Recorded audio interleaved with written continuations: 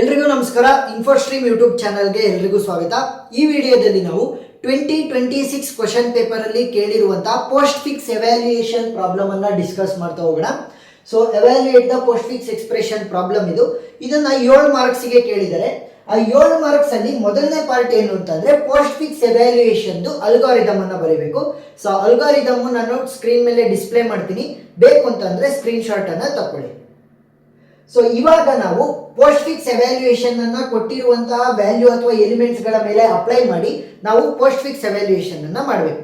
So ಇದನ್ನ solve ಮಾಡೋದಕ್ಕೆ ನಾವು 2 ಕಾಲಮ್ ಗಳನ್ನ ಯೂಸ್ ಮಾಡ್ತೀವಿ. ಮೊದಲನೇದು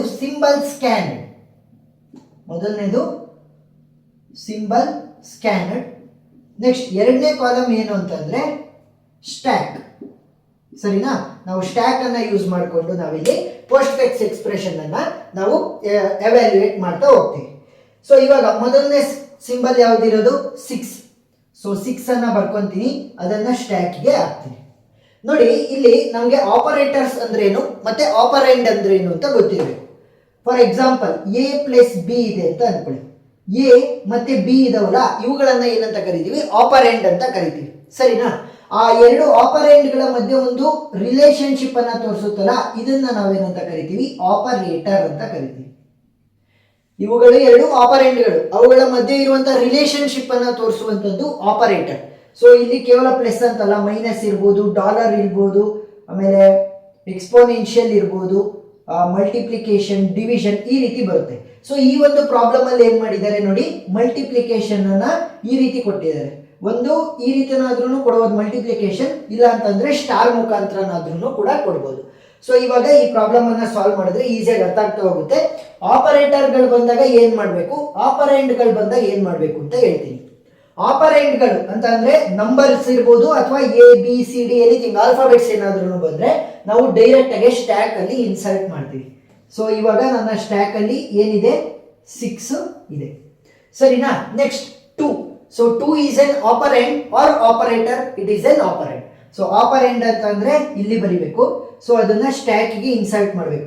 6 ಆಲ್ರೆಡಿ ಇತ್ತು, ಇವಾಗ 2 ಇನ್ಸರ್ಟ್ ಮಾಡಿದೀನಿ. 6 ಆಲ್ರೆಡಿ ಇತ್ತು, 2 ಅನ್ನ ಇವಾಗ ಇನ್ಸರ್ಟ್ ಮಾಡಿದೀನಿ. Next 13 is an operand. So operand ಅಂತಂದ್ರೆ ಡೈರೆಕ್ಟ್ ಆಗಿ ಸ್ಟ್ಯಾಕ್ ಅಲ್ಲಿ ನಾವು ಇನ್ಸರ್ಟ್ ಮಾಡ್ತಾ ಹೋಗ್ತೀವಿ. ನೆಕ್ಸ್ಟ್ -4. ಸೊ ಇಲ್ಲೇನಾಗಿದೆ? -4 ಜೊತೆ ಇದೆ. ಸೊ ಏನ್ ಮಾಡಬೇಕು? ಅದನ್ನ ನಾವು ಆಪರೆಂಡ್ ಅಂತ ಕನ್ಸಿಡರ್ ಮಾಡಿ ಹಾಕಬೇಕು. ಸೊ ಏನು? -4 ಅನ್ನ ನಾವು ಆಪರೆಂಡ್ ರೀತಿ ಕನ್ಸಿಡರ್ ಮಾಡ್ತೀವಿ. ಯಾಕಂತಂದ್ರೆ ಇದ್ರ ಜೊತೆನೇ ಇದೆ ಮೈನಸ್, ಸೊ ಅದಕ್ಕೋಸ್ಕರ. ಸೊ -4 ಇಲ್ಲಿ ಆಡ್ ಮಾಡ್ತೀವಿ, -4. Next 2. So 2 is an operand, just insert it into the stack. 6, 2, 13, -4 ಮತ್ತೆ 2.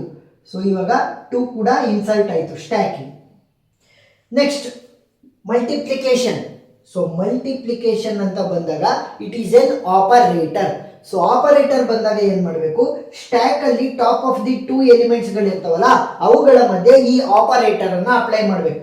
ಫಸ್ಟ್ ಇನ್ಸರ್ಟ್ ಆಗಿರೋದು ಯಾವುದು? -4 ಮತ್ತೆ 2 ಅಲ್ಲಿ ಫಸ್ಟ್ -4. ಸೊ -4 ಇಂಟು 2 ಏನಾಯ್ತು?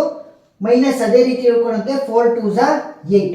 ಸೊ ಇವಾಗ 4 ಮತ್ತೆ 2 ಜಾಗದಲ್ಲಿ ನಾನು 8 ಅನ್ನ ಬರಬೇಕು, -8.